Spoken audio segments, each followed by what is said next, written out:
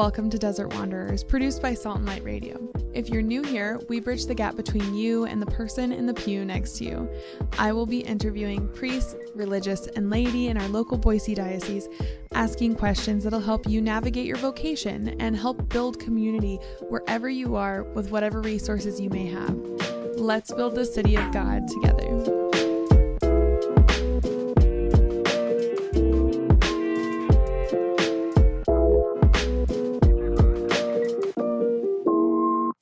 Welcome, Sister Joachim. I'm so glad to have you on. How are you today? Very well, thank you. Very excited to be here. Yeah, we've been talking a little bit offline, and I've very much enjoyed it. So I'm excited to get into this and hear more about your story.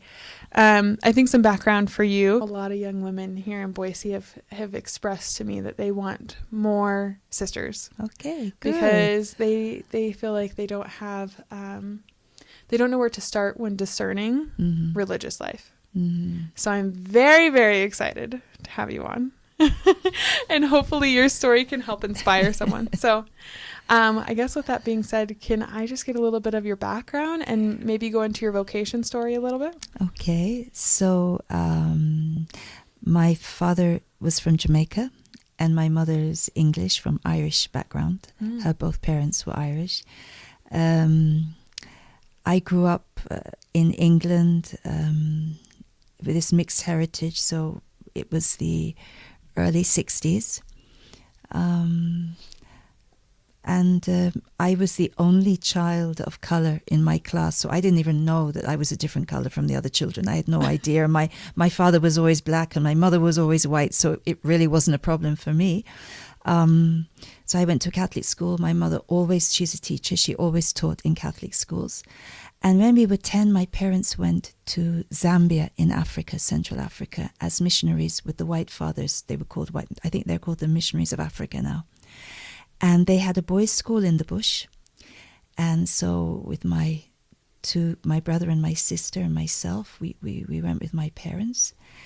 And it was there that the other children said, "But you're half caste." And so I came home and I said to my mother, "Mommy, they said I'm half caste. What is this?" So my mother, the good psychologist that she is, she said, "That means that you have what is best from the Negro and what is the best from the Caucasian, and that you are the most beautiful child in the world." The next day I went into school. I'm half caste. It was really incredible. So it's the way that it was presented. So I began to see, there are differences. I had a very good friend at the school that I went to. She was the daughter of the local bakery, a Zambian girl. And then there were the Indian community. I had a Gujarat friend. So it was international. So already we were exposed to African, Asian, there were the Filipinos. We were really a very big international community. Being in the bush, I suppose the teachers kind of formed a more intense community. So that was my first experience. So then there were the White Fathers and the White Sisters. The White Sisters would teach in my school. They taught catechism and also needlework. And one of the sisters, so this is 1969, just after the council, and so they were experimenting. So my good teacher, she came to my mother and said, "Would you let your daughter come with me for the weekend to stay with me, because we're going to move into the slum. And for a few nights there will be no other sisters with me. Would you let your daughter stay with me?" So I went with Sister Rosalia into this slum where they had a little house, and I was 11 years old. She was telling me that now we want to be closer to the people and not to be in the convent structure so much, but to really be closer. And she took me on the back of her moped into the bush. It was so funny with her veil flying over my head and I'm going behind her, and we went into it was, so I had this exposure, and it was like making questions in my mind. Before that, in England, for my first communion, I think this is a very good story for catechists. So I went to a Catholic school, but there was a convert. My teacher when I was 7 was a convert, and she was a spinster, And she used to come to school very English, on a bicycle, straight back, with her hair scraped back into a bun. And she told us for First Communion, she told us, when Jesus comes to you, prepare what you want to say to him. She had this very personal, it gave us a very personal understanding of Jesus. It wasn't we were going to receive a thing, we were going to receive a person. So we have to prepare our conversation. So she said, write it down. And I remember writing down that I wanted to live only for Jesus. Don't ask me where I got that from. But I know I put on the paper, Jesus, I want to live only for you. So, and she told us, don't be worried about your dress or other people's dresses. Don't look at the other children. But she really prepared us so well that I really remember my First Communion as an event of my life. Okay, you get a new dress, you're wearing a veil, you have flowers, you have gloves, you have a little bag or whatever. But this Miss Eccles, I remember her name until today, she really gave us that preparation. And I think catechists, a child of 6 is fertile ground for the Holy Spirit. Maybe they can't make a moral decision for the rest of their life, but a child's heart, God pays attention. And I feel that my vocation, my understanding of my vocation really begins in that First Communion. I came back to my place and I remember telling Jesus I had no idea what that meant. And so then I was in Africa after that, 10, 11, seeing these wonderful missionaries and saying, I want to be like them, I want to be like them. And my mother, we had no television, we had a crackly radio, we had records. My family's very musical, so we had music in the family all the time. But, no television to be distracted with. So we used to do dramas. And to do dramas, you need to read books, you need to read stories. So my mother there was a little library in this town. I don't know where they got the books from. And there was a whole set of books on the martyrs, the early Christian martyrs. Cool. And I remember my mother telling us the stories, giving them to us to read. St. Agnes, St. Cecilia, these were my heroines. So I remember rereading the story of St. Cecilia in my room.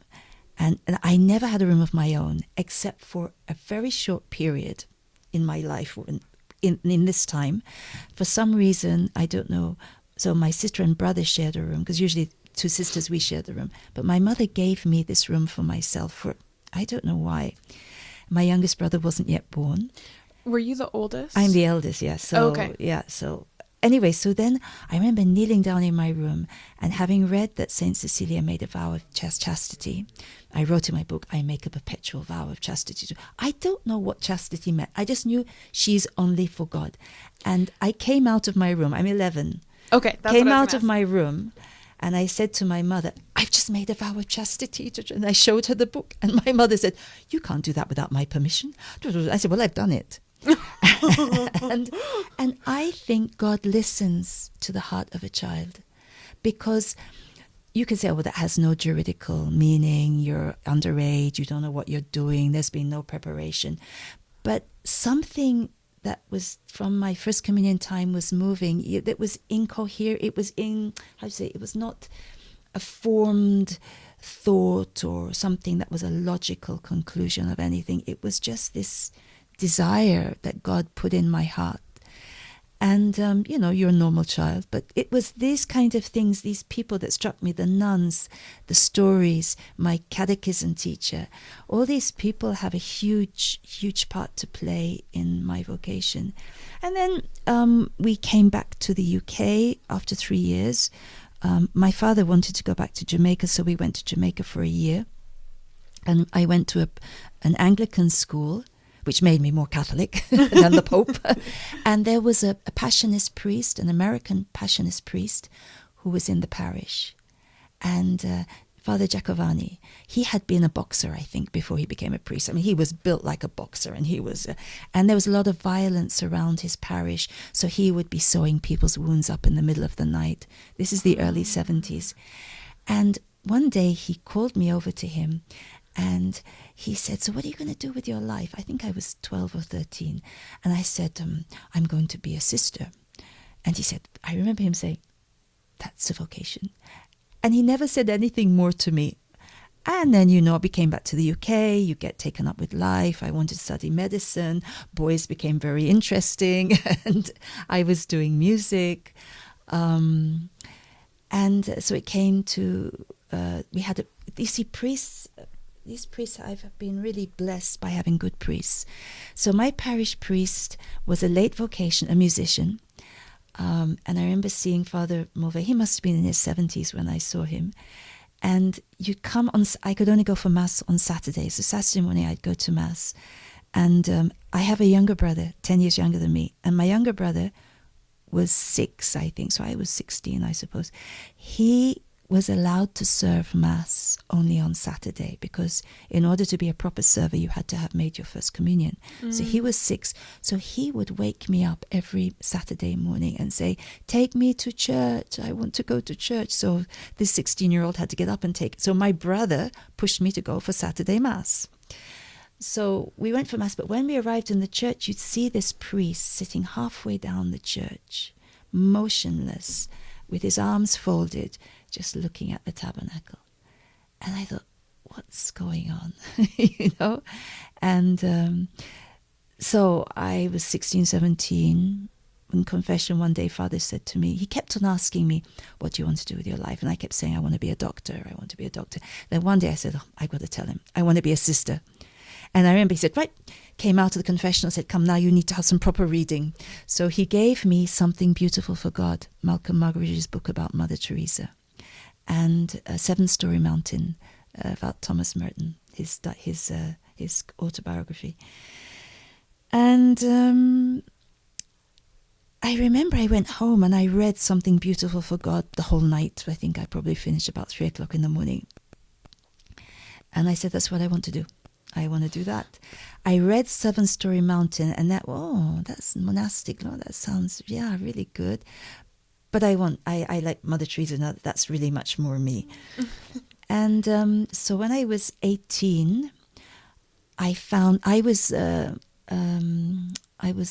president of the Junior Legion of Mary in our parish, and we arranged Vocations Day. So I wrote to all the congregations. There was a congregation, the Franciscan Missionaries of the Divine Motherhood. I liked them because they were medical, they were missionary, they were Franciscan. So my grandmother was a Third Order Franciscan, and my uncle's a Franciscan friar. So I just have to say this really quick. Yeah. So the last interview I did, I interviewed the secular Franciscans here in Boise. Really? Yeah. Really? So the Franciscans, very much. So it was kind of in my blood, And I really liked these Franciscan sisters, but I still had Mother Teresa. So I wrote to the Franciscan sisters came to our vocation weekend. We had about 5 different priests and nuns, and all the young people of our parish came to listen and to ask questions. My uncle came also. But the Missionaries of Charity said, we do not attend events like this. We do not harvest vocations. Come and see. And I kind of thought, what is this? So I thought, I'm going to go and find out who these nuns are. So I went to the house. I was 16, and I was invited in, and the superior took out a tray, and she put tea for me, and I said, the cup is chipped, the saucer is chipped, they don't match. Everything was a little bit, haphazard. The linoleum was cracked. You could smell this smell of mold a little bit, yeah. And I said, this is where I belong. I have to be here. This is it. Because the FMDNs were really lovely. I loved the monastic.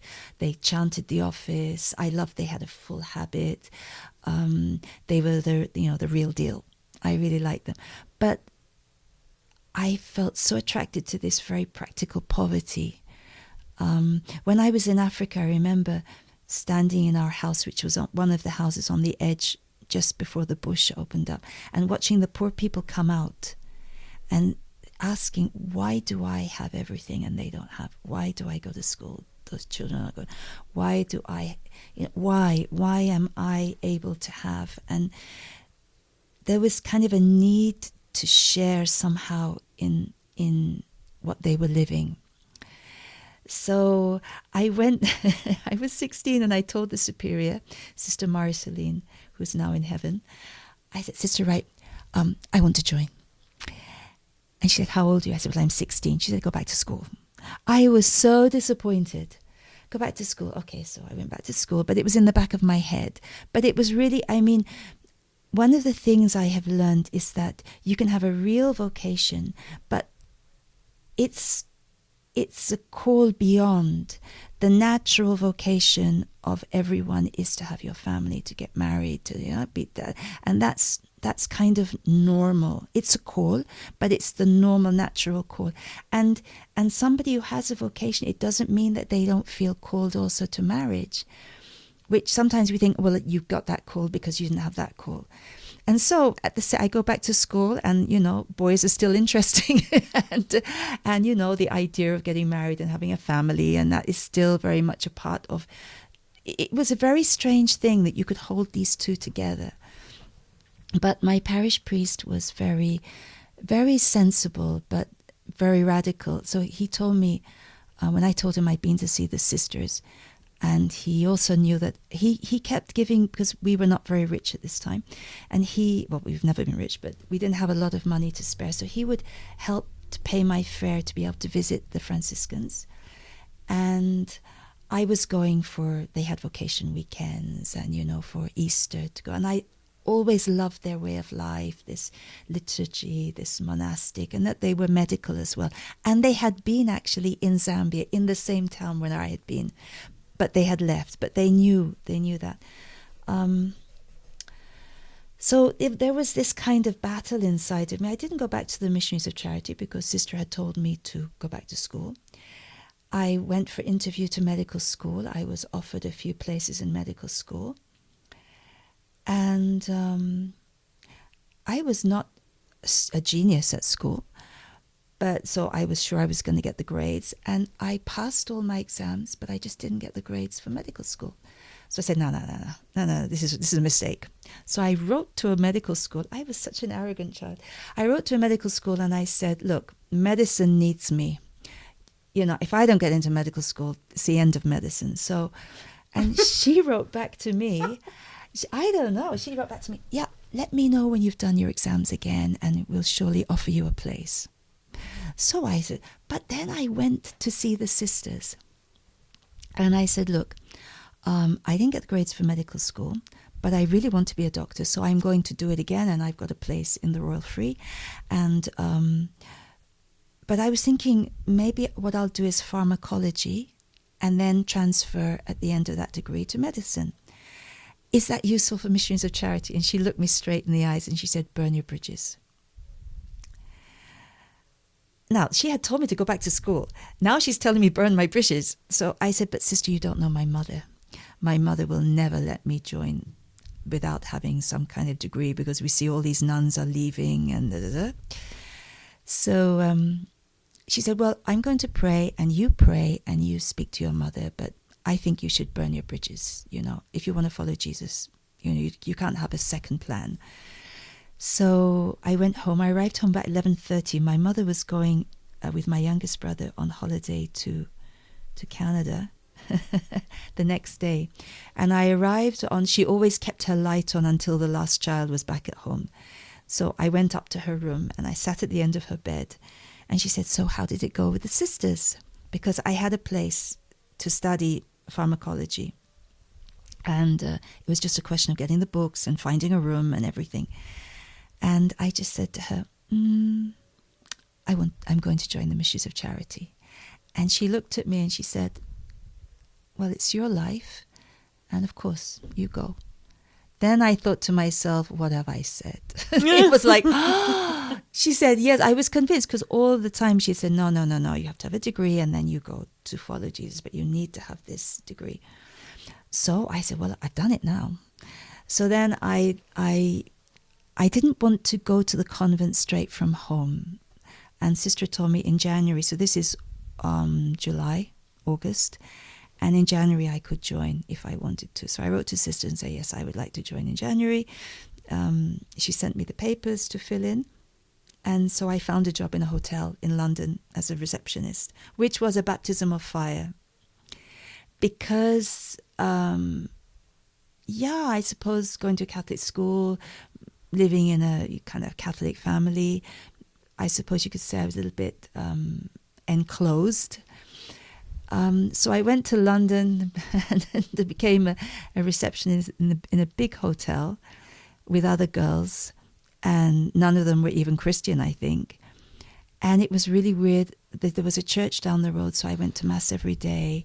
And my parish priest had told me from the first time I told him about a vocation, he said, half an hour of silent prayer every day.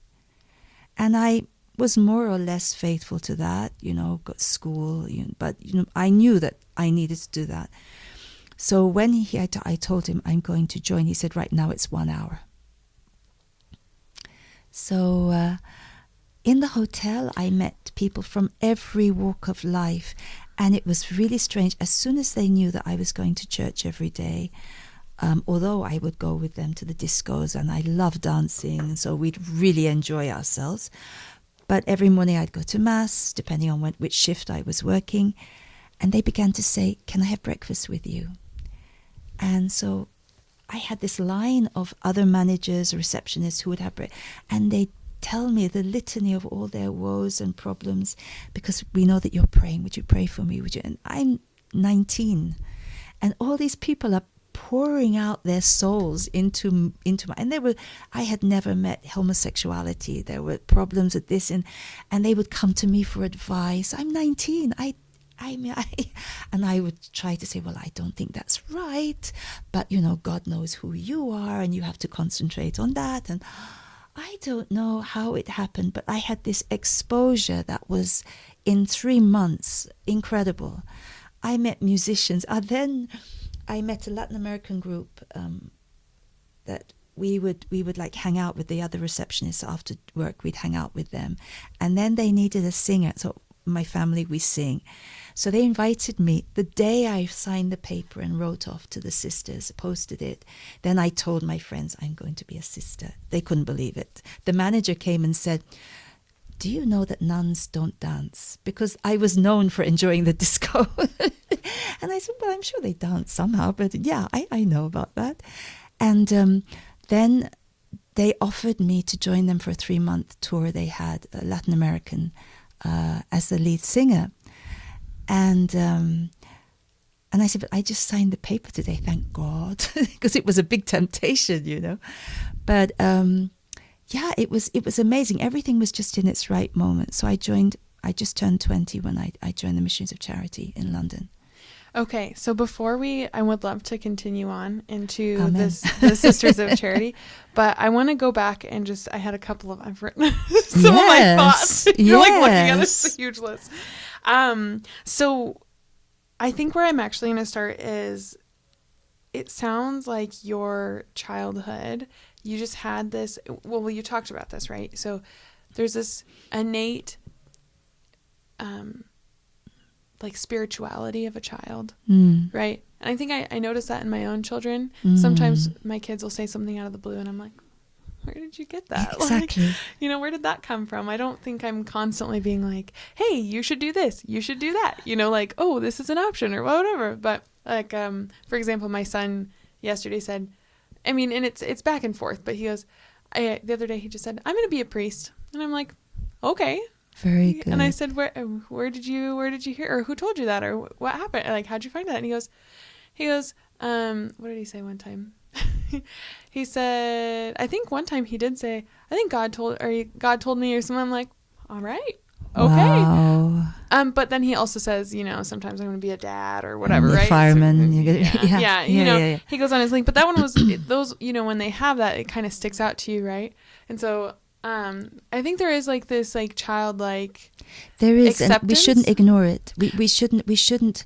I think to not say, oh yes, now you're going to be a priest, and I think that's also wrong, because we don't want to kind of ramrod them into this is what you're going to do. But I think to say, okay, that's fine, that's good, that's lovely, and then tomorrow he wants to be an astronaut, well, that's great as well. But I believe that it's not at the same level, because we belong to God. Our baptism is working in us. Yeah. And yeah, it's not just like that. I think when a child does say something like that, like, I would like to help the poor, or I would like to, or they do strange things. Like my mother says, I have no recall of this, but my mother told me that when I was 3, she made a birthday cake. And we had a little party in the family. And then the next day she was out shopping, and there was still birthday cake. So I took the birthday cake outside to the gate, and I was trying to give my birthday cake to passers-by. Handfuls of birthday cake. When she came home, she saw me doing this. She was so embarrassed. But I think that there is something moving in a child, and parents are somehow, they are the guardians of this. It's not that they have to push the child, but just to note and to pay attention, I think. And then when the child begins, to assist. But I feel that it's not to say, great, super wonderful, you're going to be a priest, or to say, oh, no, you can't be a priest. But it is to note it, and maybe to pray, and, because children have that capacity, I think, really. I agree.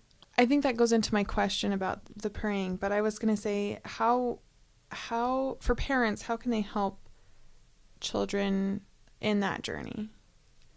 How did your parents help you in that journey? So I guess what we're like, I'll say that the first one is is the question about the children, but could you also go into like some of the practices, or what your childhood kind of looked like, how your parents maybe were examples of the faith for you as well? And then how much do you think it was important? Yeah. Well, how much do you think it was like your parents' influences versus them just giving you the space, or maybe your ideas? Like, could you kind of unweave that a little bit for me? Yes. So my father was Seventh-day Adventist. My mother, cradle Catholic.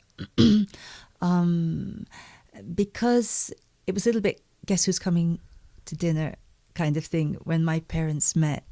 It was 1958, so there were not a lot of interracial marriages and that kind of thing. So, and my grandparents were quite wealthy, so my grandfather was kind of thinking that my father's going for my mother's money, or what, it was a bit difficult. So one of the things, my father was very open, I think a very spiritual man. To become a Catholic wasn't a problem for him. So they became Catholic, but I don't think that there was really enough care to see that the internal conversion had taken place. But anyway, my father never opposed my mother, and he did try to assist. So I do remember, for example, running into my parents' room at night as a very small child. I've got a bad dream. And my father handing me the rosary and saying, now you put this under your pillow and you pray to Our Lady and you won't have any more bad dreams. And I did it, and I never had any bad dreams. So, this kind of thing, so that, so maybe my father was very much riding on my mother's faith, and he didn't put any obstacles. I mean, we went for Mass on Sunday as a family. Eventually my father kind of fell away from that, but my mother's faith was really very much this Irish family faith. So October, May, we'd have the rosary. But my mother was very wise. She never insisted we'll pray the whole rosary. So although we all had rosaries, we pray a decade together. And, for a child of 4 or 5, that's a long time. Yeah. And and then in June... Even when you were older? Well, when we were older, I think so when we were 12, we prayed a decade. I think it was a decade. I don't think we ever prayed the full rosary together. In June, we had my grandmother's statue. My grandmother had passed away by this time. My grandmother's statue of the Sacred Heart was on our mantelpiece, so we'd have the Litany of the Sacred Heart in June. And then in October again, we'd pray the Decade of the Rosary. Then I think it kind of fell away, but my youngest brother being like 10 years younger than me, so he was very spiritual. So, for example, my mother had a back problem which made it very difficult for her to climb the stairs. So if she came down, she would stay down. So with taking my brother to bed, she asked me to pray with him before he went to sleep. And my brother evangelized me. I mean, he'd say, now we've got to pray the memorare. And now we're going to pray for all the dead. And he'd pray for his goldfish. And he'd pray for this one and the uncle of the goldfish. But so this kind of praying in the family was very, very alive. We'd always have Sunday Mass wasn't to be negotiated. Yeah. The first of the year, we'd all go for Mass together. My parents separated when I was about 13. And my father returned to Jamaica. My mother, we were in England. We went for Mass together on the first of the year. Then we go for this lovely long walk. We started to pray, especially on Sundays, around the meal. We had a prayer book, and we'd pray different prayers, and each one would pray something. So that was a kind of thing. But my mother never made hard and fast. Now we always do this. She would always be trying to find something new. Okay, I thought for this month we could do this, or we would. So it wasn't something that you go, oh, we're going to do this again. It would be, okay, we're going to have this. We always had the Advent wreath. So every Saturday evening or Sunday evening, we would light the candle, have some readings, sing together. That was when we were well into our teens, 17, 18. My two brothers were altar servers, and my brother was the president of the Altar Servers Guild when he was 17, 18. So our faith was very much a part of the family, but at the same time we were growing up in a very secular world.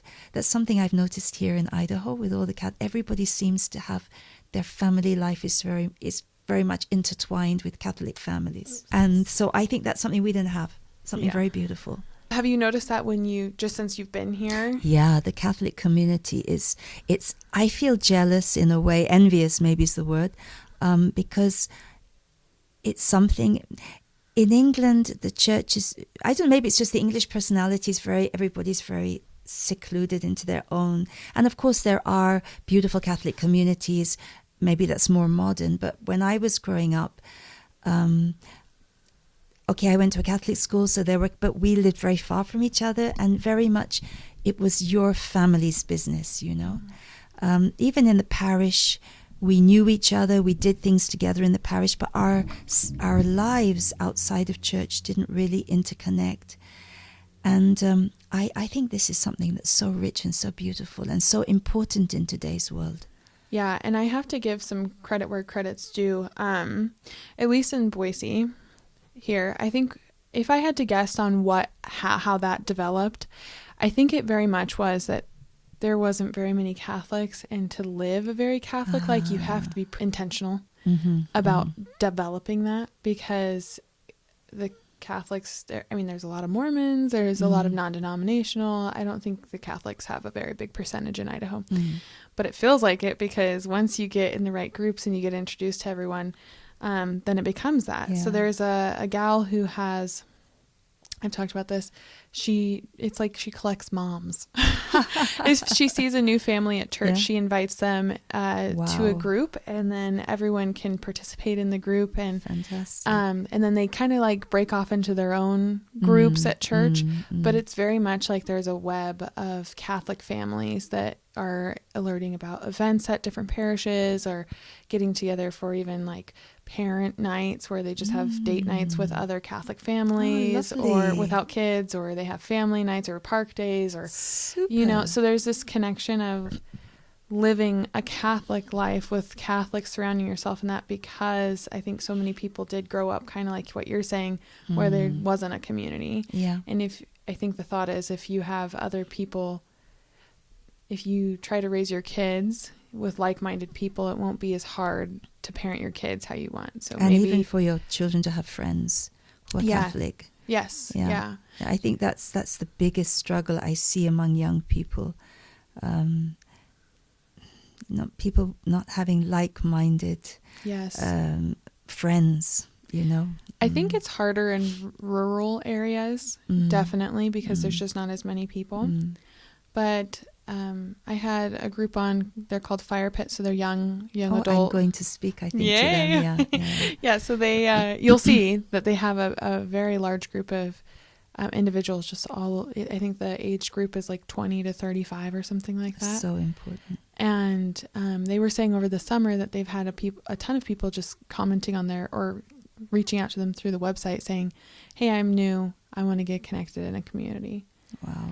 And maybe it's because of the isolation that people feel with their phones. Like, you think it would connect you. And I think in some ways it does, because you have the ability to reach out to someone or learn about a group. So those would be the good things. But I think a lot of times it also isolates people. You're in your own world. Yeah. And you don't feel like you have to leave because maybe you have all the entertainment you need right there. Exactly. And I think that if people lose the capacity and the ability, I mean, it's something you learn when we didn't have the phone. I mean, we learned how to meet people, even if it wasn't other Catholics, but even just to create friendships by, okay, I'll meet you in town on this time. And you had to be there because you couldn't change it, because there was no way to contact them, you know? Yeah. I was telling this to my niece and she said, but what happened if you didn't let if happen because you had to be there at that time, you know, otherwise you'd lose them. But I think that we definitely, it's something that I appreciate a lot now. And I suppose it's present in the UK to some degree, but not like I've seen it here. When I had to study, I had to study a degree. I did it in Augustine Institute, and to see all these young people, all these young Catholics, you know, between 25 and 35, I suppose most of them were. It was this. You don't know what side of your bread has been buttered on, because you are so lucky, because the world is just so secular. You need that buffer. You need those friends, those Catholic friendships.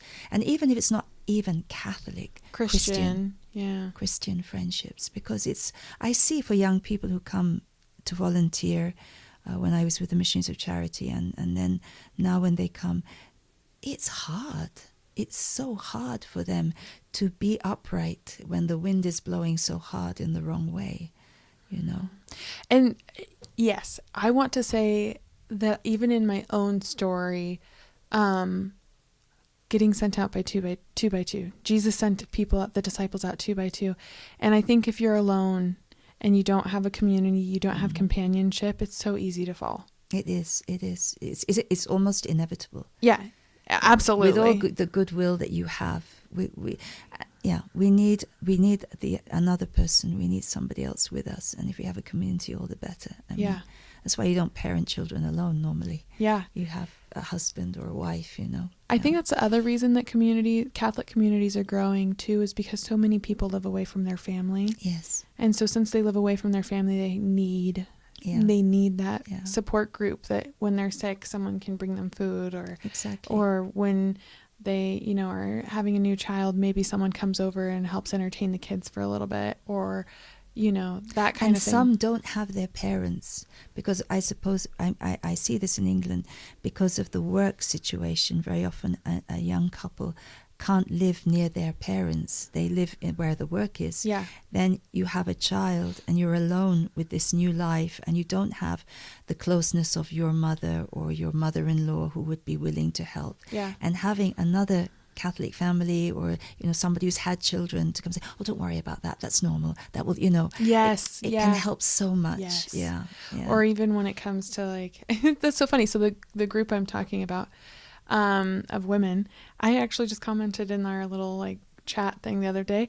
I said, my son, he is, like, so obsessive of his toys, and I don't know what to do, because I just want him to share, and I don't know how to get him to share, and what I'm doing isn't working. Like, and I remember one and this is probably more what I wanted to hear than suggestions, which is good, which is okay, but one mom just said, sounds like you have a firstborn. And I was like, oh.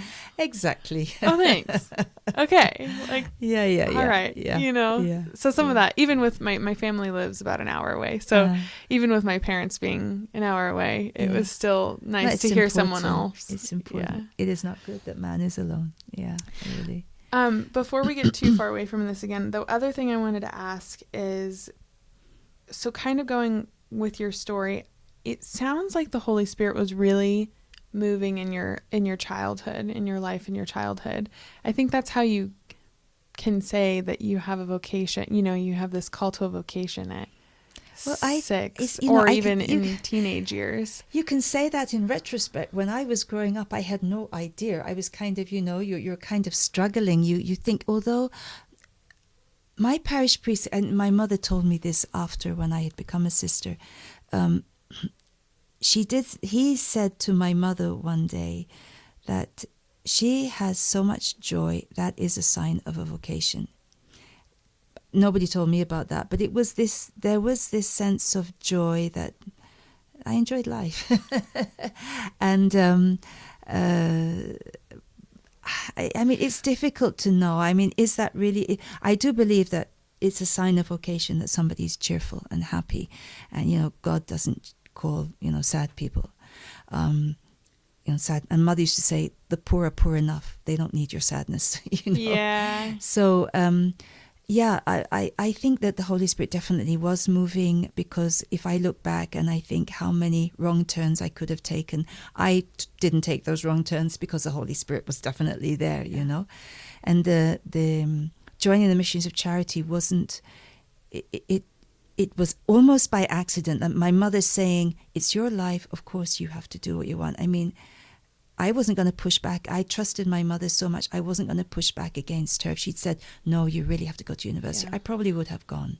But she said, it's your life, go. And then I started. And then once I was in it, I remember one of the first things the sister said, she was giving us an instruction, and she said, okay, so now you're all here. We were 12 young women from Europe in London. And she said, now, if you think you don't have a vocation, and you're worried that you might not have a vocation, pray for one. So I said, well, maybe I don't have a vocation. Lord, please give me a vocation. I want to be here. Please let me stay here.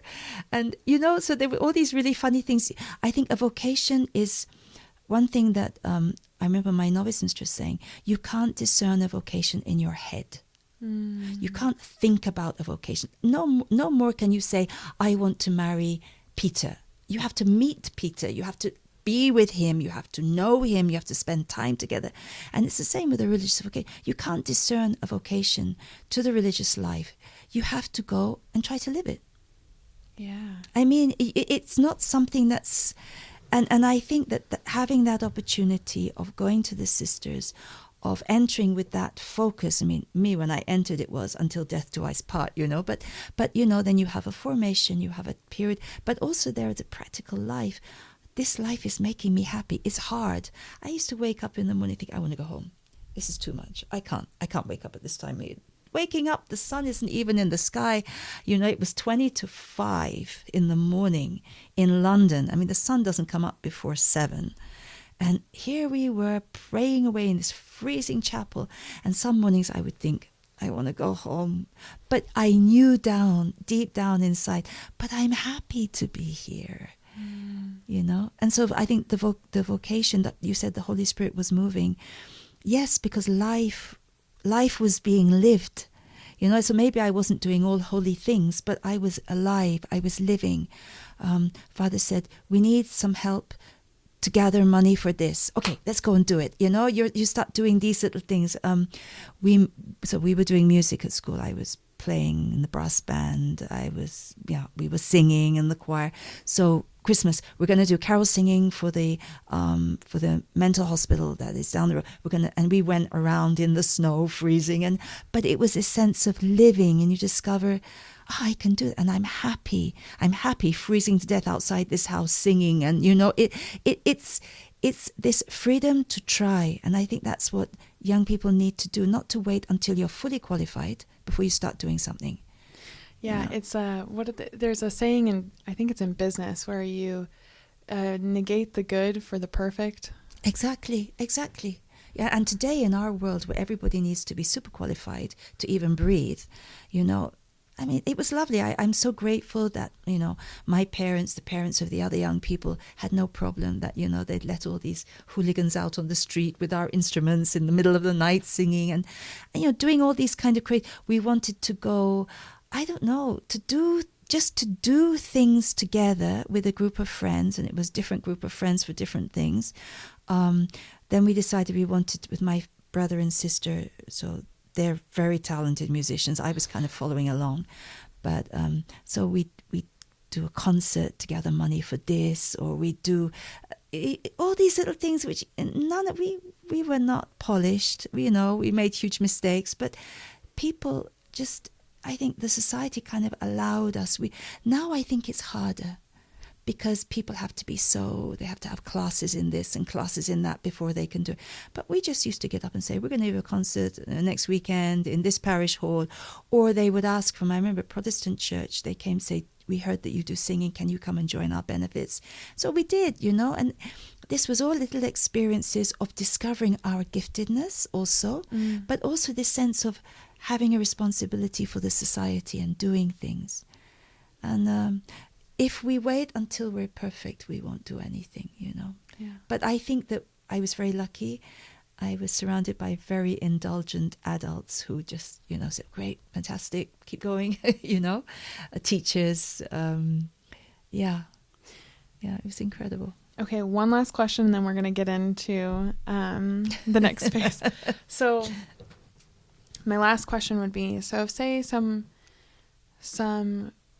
someone is listening, and in Idaho there's a few sisters, but they seem pretty far away compared to us. They're not very visible, so we don't have sisters in most of the schools, to my knowledge. I could be wrong on that, but so we don't really have sisters, and so I think it's kind of hard to visualize yourself as a religious. I remember when I went to college, I had a spiritual advisor who was a sister. Her name was Sister Marina. I actually had her on the podcast. So her story was interesting because her parents also didn't want her to become a sister. So, but yeah, so when I went, I did 3 months of praying and adoration. And I felt like it just gave me this huge anxiety because I didn't want to give up what it would be like to have my own kids and to be a mom and a wife, right? But I also don't know if I would have changed if I actually went and visited a convent or a group of sisters, right? And so I think for someone that might be struggling, like talking to Natalie back then, I probably, you know, knowing now what I know, I probably still would have chose to be married and have my children because they're just amazing. I love them and I love my husband. But I guess going back to that person who was afraid to go visit because they didn't want to give up something or didn't want to give up the call to vocation, do you have any advice for them to just go and see? Or I think that if the question crosses your mind about religious life, you lose nothing by following it. I don't know what the program of the sisters would have, but I think that, for example, my mission is a very good place because obviously I'm not a religious community, so you can't join me, so it's okay. But I think that this discovering a life of prayer and service can help to clarify issues, you know. Marriage, it's very difficult because, you know, say, okay, so I've spoken to young women because I was responsible for the formation in the Missionaries of Charity, and they say, sister, but you know, I really feel called to marriage. I said, well, thank God you feel called to marriage because that means you're a normal person because we're all called to marriage. So it's not to make it into a dialect. Well, if I'm not called to marriage, then I can be a sister, because all sisters could be happily married women with their families. They should be able to have that dimension because we're all called to love and to give ourselves. It's just that when Jesus calls you to live only for him, then you receive a grace that you can say, okay, I can make an offering of that. And I think that in the discernment program, it's not, God wants us to be happy. And if in the discerning you feel tense and worried and anxious, and no, I want to be married, but I want to be a sister, I want God's will, and I want to be married. God wants you to be happy. The freedom of the children of God. And I think there's a great fear. I don't want to make a mistake. If I make a mistake, God walks with us wherever we walk. And maybe you did have a vocation to religious life and you didn't discern it properly. God walks with you. And you're not going to be, you missed the test. Now I don't think you're going to be happy. Because no, God, we have to be free in our discernment. Not, oh my goodness, I want to do the right discernment because I don't want to make a mistake. I don't want to be... Yeah. God is not like that. God wants us to be free. And a religious vocation should be something joyful. And I know a lot of women who have joined, for example, the Missionaries of Charity, where I was a novice mistress. And they've been there and you think, well, she has a vocation. That's clear. That's really good. And then it comes to a point she says, Sister, I really am not happy. I'm not happy. And, she's done all the right things. And he said, Sister, okay, go back into the world. You haven't failed. Just go back into the world. Take some time. Think, breathe, and, see what God is saying to you. Some of them come back saying, yeah, that was just a glitch. Some say, yeah, I wouldn't have been happy. I don't know if God's calling me to marriage, but definitely in the community, that wasn't the way for me. Fine. The wonderful thing is with religious life, you can't really make a mistake. If you're open, if you're honest, God wants you to be happy. It's not He wants you to choose the hardest, most difficult thing to do. It's not like that. And if you have that freedom, and if you really experience, God walks with me, even if I make a mistake, He still walks with me. Yeah. Then you're free, and then you can relax and say, well, and God gives us desires which are for His will. Yeah. So that's the help that you get, So maybe there is a sacrifice of marriage. There is a sacrifice of not having your own family. That remains. I mean, when I see my brother's family, my sister has 8 children, beautiful children, a lovely family, wonderful marriages. You say, that's so nice. And yes, I don't have my own family and my own husband, but I have Christ, and I wouldn't, not 1 second would I exchange it, because it's different. It's something different. I think that's a perfect answer to what I was thinking. And the reason why is I think you're right. I think because it's such a big commitment, like these are lifelong covenants, right? Yes. Like we're really making covenants with God. Yeah.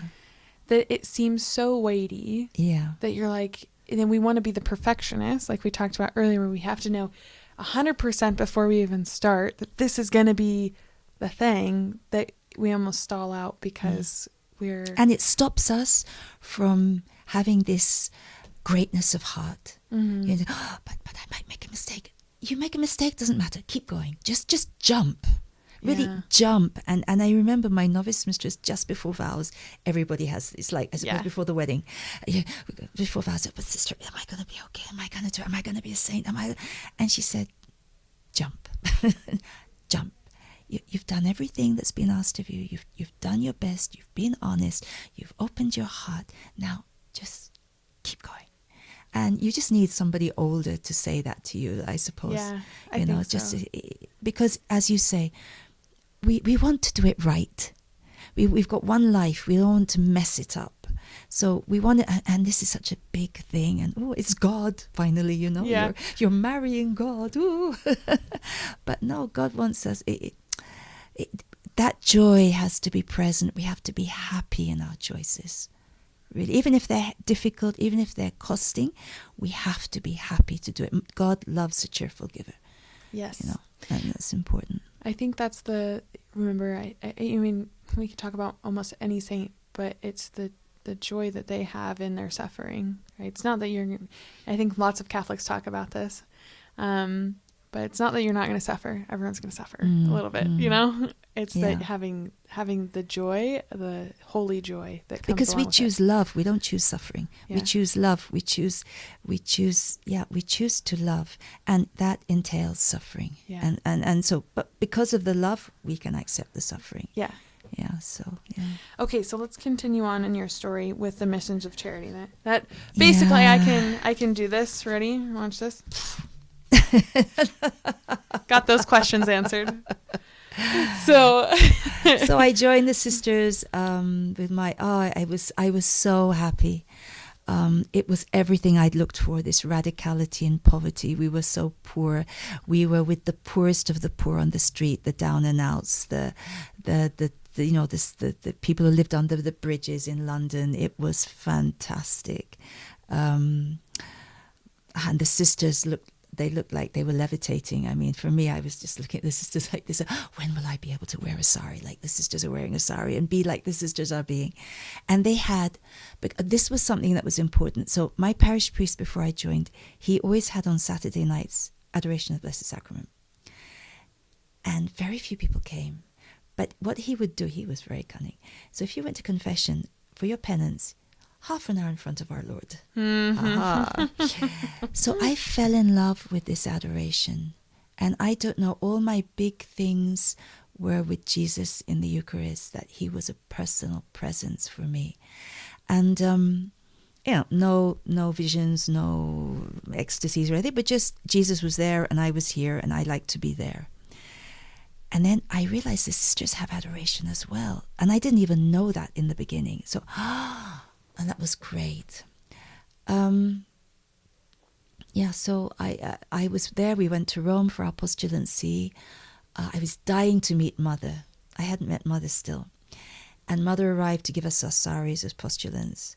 And so it was like, she's a real saint. And I'm near a real saint. And the sisters were very jealous of Mother's presence. So it was, they would say, no, Mother's tired. No, Mother has no time. So I remember that we were 16 of us from Europe in my group. And one siesta time, we all went to Mother's room quietly when the professor were sleeping. And we had Mother for ourselves. She was so simple. And she was out telling us, be all for Jesus and, do great things for God. And we just needed to hear it from Mother, And then I became a novice in Rome. We were overcrowded. We were 65 novices living barefoot it was wonderful. It was what we need. In fact, Mother had to come to the novitiate to tell us to wear sandals because we all wanted to be poor and the poorest of the poorest religious and like St. Francis. And, it was normal, I suppose, 20-year-olds, you put them together. And then all of a sudden, after 2 years, we had profession. It was a tough novitiate. We begged everything. We were overcrowded, so we slept wherever you could put your mattress. It was answering kind of a hunger and thirst for radicality in us. And so Mother came for our first profession, and then Mother gave us the little paper which tells you where you go. And Mother looked at me and she said, Skopje, which is Mother's birthplace. And I said, Mother, that's where you were born. She said, yes.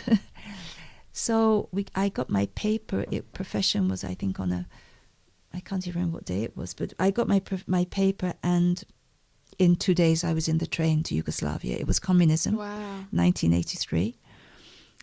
Nobody in their right minds would do this. I mean, this is not logical, but Mother was not logical. She just sent a young sister right into a communist place. Was there another community there? Or anyone? So we had sisters there. So we had sisters in Zagreb and sisters in Skopje in Macedonia. So I stayed in Zagreb one night, then the next night I went down on my own through Serbia to Macedonia. And it was really like you see in those films, grey and dark, and a soldier got in my carriage and I was a little bit nervous. But I had written down in Croatian the Hail Mary, and I said, I'm going to learn it before I arrive in my mission house. So I was asking this communist soldier to read it for me so that I could pronounce the words properly. And so I don't know, he must have thought I was crazy. But you're so young, you're so like on fire. And I ride with a guitar and my box on the station in Macedonia. And I felt a little bit like Julie Andrews, you know? It was like, you kind of felt, watch out, Macedonia, here I come, kind of thing. But it was great. And then I worked with gypsies. It was communism, so we used to call them our angels. They were KGB agents, used to follow us. But again, we were not frightened because we really didn't understand what it was. I mean, we didn't understand the danger we were in, but we just used to make sure. We knew that they are following us, so we tried to escape them. And 24 I was, And sorry, I mean, for someone that, I know a little bit about it, but so the danger you were in, what kind of danger? Well, the danger was that... were you free to practice your faith? Sorry, yes, we were free to practice, but they kept an eye on us, and not only an eye on us, an eye on those we visited. So we had to be prudent in the sense that we wouldn't put the people that we visited in trouble because they were Catholics. But the communism was such that if you were a young Catholic person and they photographed you going to church, you might not get your university entrance. Oh, so it was that kind of oppression at the time. Yeah, and that's I think what I was wondering is why would it matter if they were following you? Yeah, so I mean, when you picked up the phone, you could hear the click. They're listening to your conversations. And in Zagreb, we knew that they had something. So we developed our own kind of a code. So we would call them kolač in Croatian is cake. So we'd say the kolač were with us today. But we thought we are super James Bond. I don't think we were. But so I had this apostolate. We had a huge camp for gypsies who were very despised. When Mother made the foundation in Skopje in Mother's fashion. So it was communism. They really didn't want the sisters there. Mother won the Nobel Peace Prize. And she was invited to Macedonia, because she comes from Skopje, so they had to recognize, she's one of our, da-da-da-da. And Mother said, completely nobody expected, and Mother would like to give you the gift of 4 sisters. Now, that was said publicly. They couldn't refuse the Nobel Peace Laureate. Yeah. So the sisters were placed there. I arrived 3 years after they'd made the foundation. And I don't think they knew what had hit them with the sisters. Because Missionaries of Charity don't fit into any box. We are religious, but we're not proper sisters. We are missionaries. And so we were going by cycle. We were going into the gypsies. They were all Muslim, sitting down with them on the floor, playing with the kids, bringing them food, carrying food from the factories for the gypsies to pick up. It was just what I had dreamt mission life would be like. Amazing. So I was there for 3 years, and I have millions of stories of incredible things that really, because they were mostly Muslim. There'd been 800 years of the Islam had been present there. So there was a Croatian church. There were the Albanians in Kosovo, who were part, it was the Kosovo, but they were part of Macedonia. It was before the big war. Yeah. It was a wonderful life. It was really missionary, going to the poorest of the poorest of the poor, really wonderful. Then I was sent to Zagreb for a year. I was there, and I worked a lot with prostitutes. That was my first exposure with women caught up there. Then I went to Dublin, and it was 1988, so HIV was really breaking out that time, and the bishop asked us to go in the prison. You're 27. And I went to Mountjoy, which was a high security prison, and with these drug addicts, they'd all be there, HIV positive. And the bishop was a great man. He was going into the prison and serving the HIV prisoners himself, because the other people were afraid. People didn't know, they were so afraid of HIV. They had huge rubber gloves and that kind of thing. I'd meet boys on the street who were addicted to drugs, because Dublin, is a port. And they'd introduce me to their friends. Sister, can you visit so-and-so? Can you visit so-and-so? the most broken people. But the women that I met in prostitution, I have never met more lovely people in my life. You know, we'd be praying the rosary together, and and then Kathleen, I remember her. She would get up from kneeling and she, right, girls, we have to go down the boats. The boys are waiting. Pure of heart, but really, really lovely women. HIV was rife at that time. Then I went for my final vows to Rome. In Rome, after that 1 year of preparation, I was sent to Poland. And then I was in the formation. I was helping the young sisters, then the novices. Then I was a superior. And then I became the regional superior for Eastern Europe. And that was a wonderful opportunity. I mean, the sisters were fantastic, ready to do anything, go anywhere, take Jesus where he has not yet walked. So gypsies, down and outs, people living under the ground. In Poland, temperature went down to -27. So they heated in the communist time. They heated through these huge pipes underground. So people would take the manhole cover off and go inside because it was warm. And sometimes they would get burnt, or they would be, so, and they would drink, they get drunk, then they burn themselves down there. So we had soup kitchens, and these people met God. I remember I asked a priest, would you mind sitting for confession? Because they're Polish, are usually Catholic. Would you hear confessions? And the priest said, no, okay, I'll hear confessions. 2 hours later, he came out and he said, Sister, the Lord has just converted me through these confessions. Because really people went and put their hearts, So that my Polish experience was, I was from 1889 till 2004, I was in Poland and Eastern Europe. A wonderful, wonderful experience. And then I was sent to Ethiopia. And so I'd been as a child, and I'd always wanted to go back to Africa. So I was so happy to be back there. And I wanted a lot. I really wanted to get back close to the poor, because I'd been in formation. And okay, it is another way of living your vocation, but I really wanted to be close to the poor. So I asked my superiors, please, can I not be a superior? And I love this in religious life. So my superior said, yes, we understand. And then they made me superior again. So I was in a house for 1,500 patients. It's the biggest mission house in Africa. And one day, so I was in the Somali region, and I was asking a neighbor how to fix a hole in the wall, and he said to me, if I was able to live the way you lived, I'd become Christian too. And I said, oh, that's really not what we're trying to do. And it was like this call again to live among the poor, to be closer to the poor, because it's not that the Missionaries of Charity don't live close to the poor, but it's such a big institution.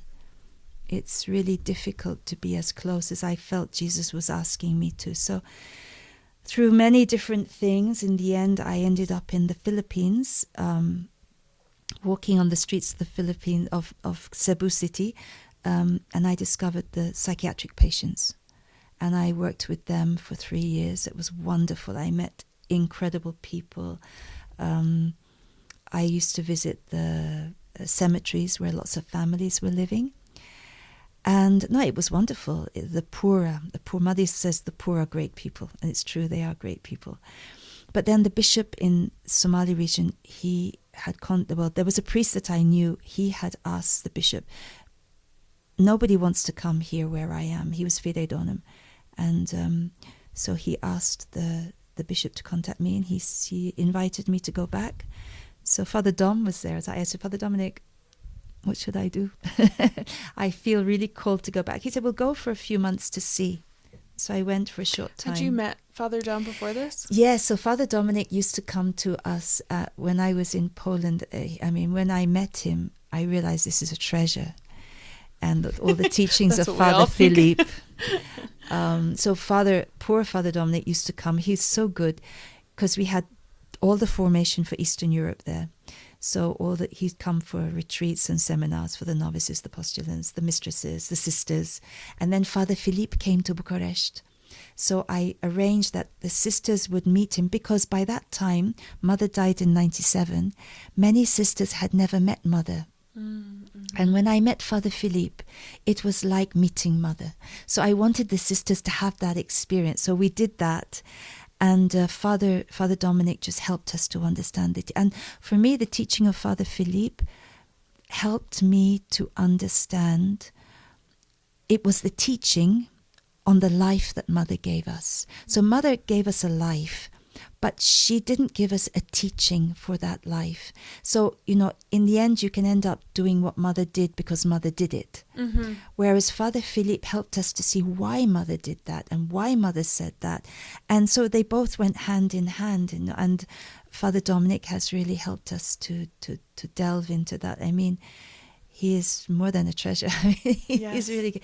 So he was really he knew Mother's spirit well.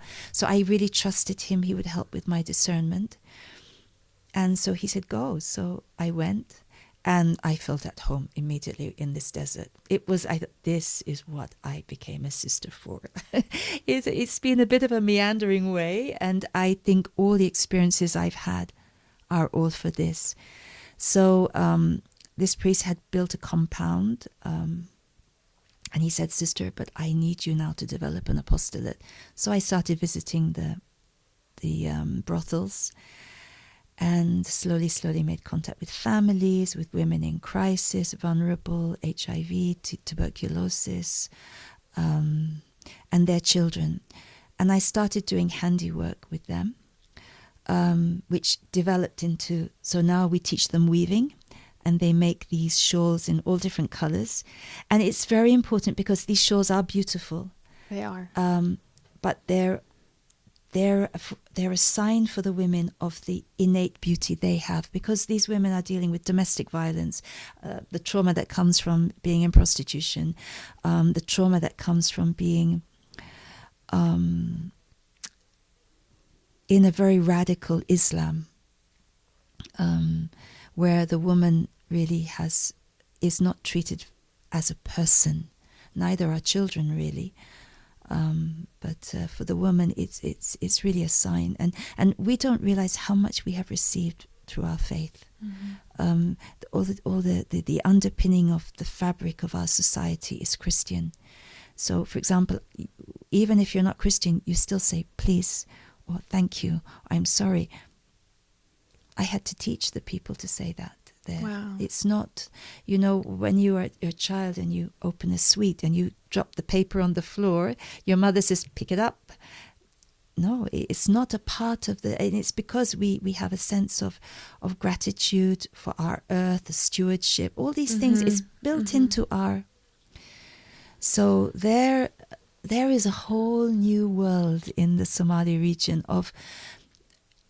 We're in the southeast, so we're 500 kilometers away from the next church, which is in Jijiga, and 16 million Somalis. And the Somali people themselves in Somalia, they had a very rich culture, poetry, music, and this.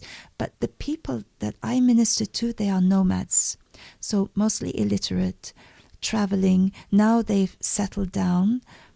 But, for example, the men are kind of lost. What do? They don't. So the men really don't work. The women look after the house or whatever, wherever they live. A lot of Somalis have immigrated. There is a population here in England, Sweden, Norway. So they send home a check every month. So the men spend their days usually sitting, drinking tea.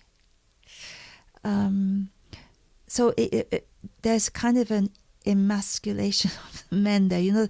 It's a poverty, I really feel. So that's why now I've started to give men work in the fields, fathers of families. But my main apostolate is the women. So we have 35 women, 73 children. I have 5 babies on the way. And so the women, we teach them to do weaving. And while the women are learning this, we educate the children. So we have a baby nursery, a toddler nursery, kindergarten, 1 and 2. And then we have school. It's informal. It's very informal schooling. So we teach them to read, to write. Most of the children are Muslim. So, of course, we do not teach the faith. The population is 99.9% Muslim. So we do not do that. But we live our Christian life and make Jesus present, we hope, through this. So I accompany the women in their pregnancies. Many of them have never been to hospital while they're pregnant, so to make sure they visit the doctor and help them, when the babies are born. So the women who are in the program, they work as long as they want to work while they're pregnant. And then after the baby's born, they have 2 months at home with their baby where I continue to give them a stipend. And then they can come back and they can do the work that they feel they're able to do. These are very strong women, and they're desperate to come back because it's true, in the compound they will get breakfast and lunch, and so for them it's an experience, normally that they are encouraged to stay home with their baby. The other children come to the compound while the mothers are, so they have a chance really to bond and to really, and it's, but things that we take as normal, for example, they all breastfeed their baby, but breastfeeding in the West is an experience. It's, the mother and the child, and you're looking at the child and you're breastfeeding, but it will be feeding the child and they'll be talking to somebody or doing something else. So it's not, that sense of person. So that all needs to be educated really there. And there is a big struggle that I'm in at the moment with FGM, female genital mutilation, which is very prevalent among the Somalis, and a great injustice. And I don't know, but I think as a consecrated woman, as a consecrated celibate, our sexuality for me is something that's precious, that's a gift, that is something that needs to be protected. And then to see it destroyed in these young women, young girls, children, it's something, and it's not. So the women have they call it being cut. The women have their girls cut as a rite of passing into womanhood, which is the opposite actually. But why do they have it done? Because the men will not marry a woman who has not been cut, because they deeply believe that a woman who is not cut will be sexually promiscuous. And so you're not clean if you're not cut. So I just before I left, I went to the governor, who's a very educated man, wonderful man, and I said, please, because it's illegal in the country, what are we going to do to change the mentality? And he said, no, sister, it's a question of changing the mentality, and it's going to take time. So he promised that. I said, because I think it's something that the men have to discuss among themselves and to see, to catch up with medicine and, modern. But it's something that thousands and thousands of women suffer from, because it affects their whole life, whether it affects their intimacy in marriage, it affects their medical, they're always having infections. They have a lot of pain is associated with even passing urine. And then childbirth can be tragic. You can lose the mother in childbirth because of because their whole biology has been deformed. Yeah. It's a terrible, terrible thing. But we have to do baby steps. But I think it's something that I have now become a little bit stronger. So if a woman has her child cut, I dismiss them from the program. The children can remain in the school because it's not their fault. But I have to make it clear. I cannot just stand by and allow them to, because it's such an injustice at a very basic level, And the women have stories, which is why I'm trying to learn the language. They're strong women. I admire them. I mean, they carry a lot. They, you know, and then when you teach them, you know, now talk to your child when you're giving her a bath, because so they, when they come to our compound, we give them the facility to have to wash their children, to wash their clothes, because they don't have water in the town. So then when they're giving a bath to the child, no, talk to the child. You know, when you're giving a bath, you no. They don't have that. They've never seen it. They've never experienced it. So it's really nice when you see them smiling at their children and talking to, because they've never had that leisure. Life is survival. But when they know they're getting a stipend, they have their food, you know, the children are being educated, they can relax and really discover. And in the morning when they come in the bus, we have a bus that brings them from the town. We stand at the door of the bus and we greet them. Good morning. And in the beginning, they don't look you in the eye. They're not used to being recognized. So good morning. And then you see the ones who've been with us for a while. They say, hi, sister. Good morning, sister. And we say it in Somali, in Amharic, and in English, depending on who, because we have different ethnicities. And it's great to see the growth of the person, you know, as they grow. But so we have about 120 altogether. We have a small plantation. So the men work there where we have our bananas. Everything is banana in my mission. Bananas, banana jam, banana cake, banana bread. And then banana ice cream.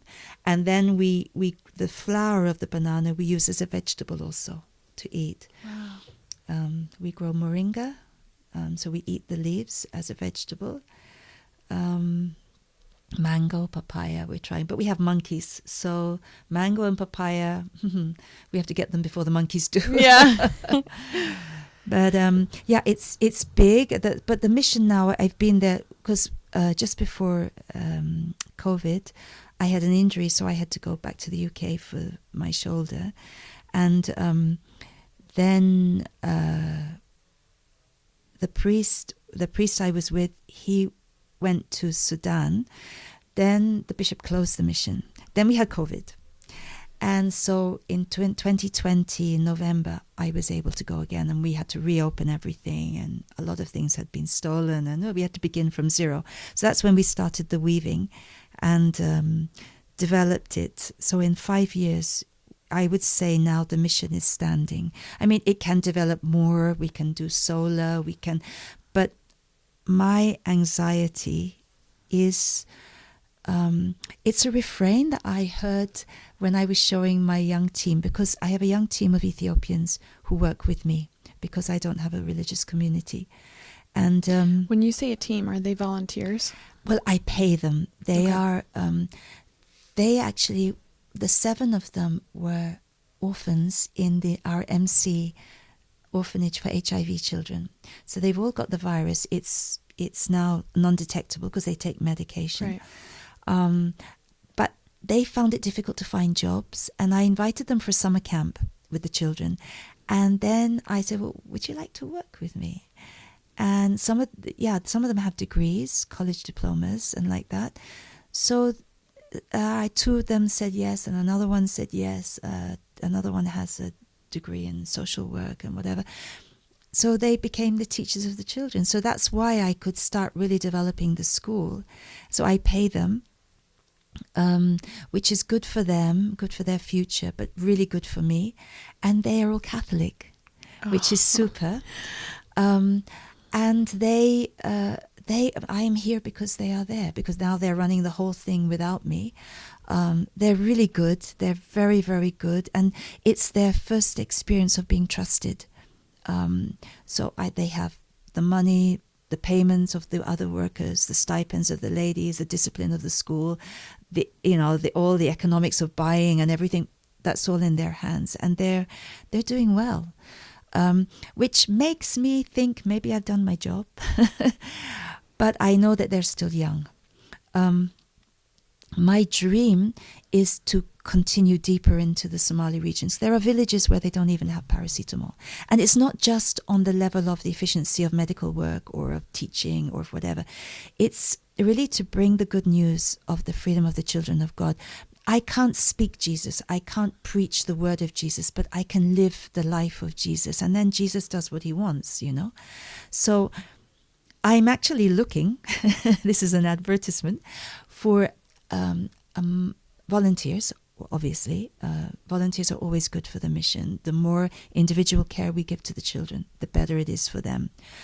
But I'm also looking for maybe a retired couple, married couple in early retirement who would like to say, we can come for a year, we can come for 2 years, to be the mother and father of the mission. It's not to do the work per se, but to be like mentors for my team, you know, to say, I wouldn't do that, or yeah, that's a good idea, you know, because they're still in their early 20s and they don't have a lot of experience of managing a huge operation like this. So, and I saw with my own parents in Africa how it was working. The teachers were coming for a contract and then going, and then, you know, they gave 3 years of their life and then they went back to the UK or whatever. So I know it's possible. But even, you know, short-term teachers who would teach my teachers, you know, how to be real teachers. So that kind of thing is always welcome. But if I had a couple who would say, look, we can give a year, that would let me be free to go further. Would you want to start more different locations with your mission? Not like this mission. Now, this mission kind of happened because I really felt called to more of a presence of Charles de Foucault, this being a neighbor to them, being their sister. Not this huge operation that we have, this huge compound, which is 8 hectares and, you know, the plantation. But I know that this is important as a sign that we are not going to convert people. I don't think in today's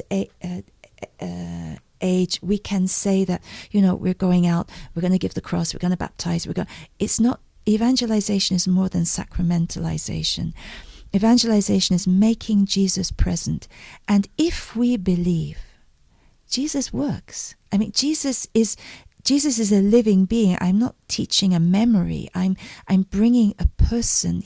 Mother used to say, we let Jesus walk where he has not yet walked, through our works of charity, our simple works of love.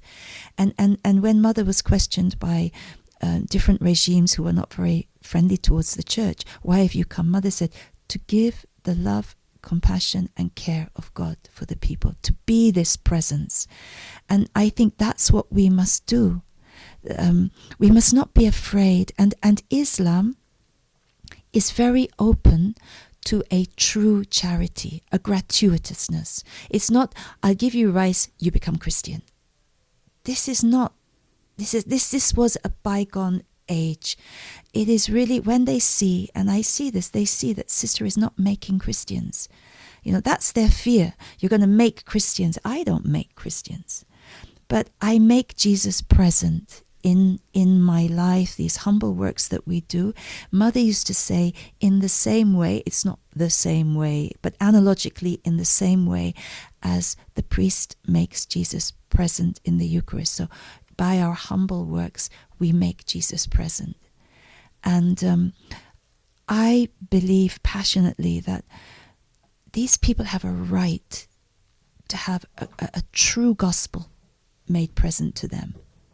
Because why? And we're afraid, you know, we're afraid kind of Islam, jihad and all this kind of thing. But I've lived there now for, 14 years now. And I've seen, when you are honest, when you are truthful, I have come to be the compassion, presence and love of God for the people, for the poorest. And if that is truly your intention, they receive it, you know. And then God does what he wants with that. And I think we have to believe, you know. Yes. 16 million Somalis there, and they have a right to the gospel. Yes. You know, and I feel that we can be very insular and, no, but I have so many problems in our parish. We have so many problems in our diocese. We have outreach here. And yes, but we have the universal church. If the apostles had said, no, we've got so much work in Jerusalem to do, we wouldn't be here. Yeah. Okay. Well, Amen. Exactly. I think for this point, I think that it's time. Someone knocked on the door. So, but I think at this point, what I should do is just say, I'll scan these and then upload these. So hopefully it'll enlarge like here-ish. Great. And then people can see this. I'll also put your website down so that people can donate. Thank you so much. And then what about, on your website, is there a place to volunteer if someone wants to volunteer? Or is there an email? This is not my web. This is the website of the church builders. But I think that he can put in touch with us. Yeah, because we'll put your email down in the description. So if someone wants to become a volunteer, if they want to get involved with you, they're very welcome. The only thing is, I ask for volunteers to be over 20, just because the area where we are, it's safe. I have not felt really threatened there. I mean, they have threatened a few times, we'll kill you, but, I'm still here. Hello.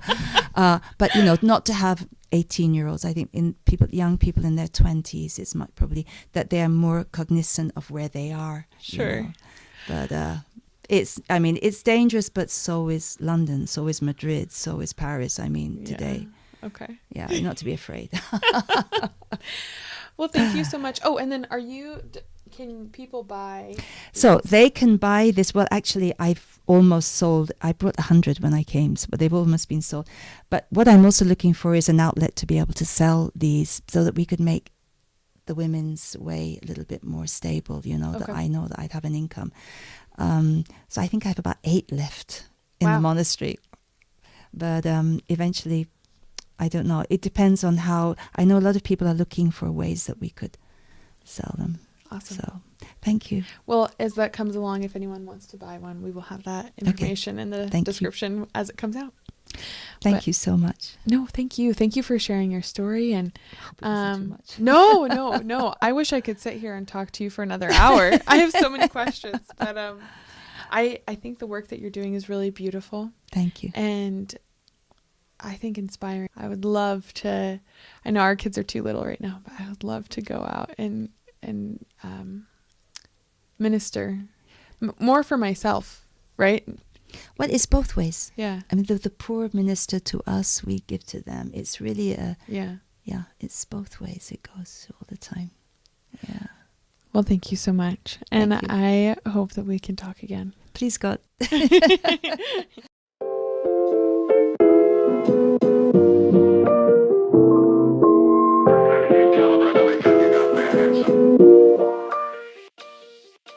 Thank you for tuning in to this episode of Desert Wanderers. If you liked it, give us a thumbs up as well as subscribe down below. We're produced by Salt and Light Radio, so you can find us on social platforms at Salt and Light Radio or Desert Wanderers Podcast. We produce episodes every week and we launch them for you on Wednesdays. So make sure to tune in for next week's episode and we'll see you then.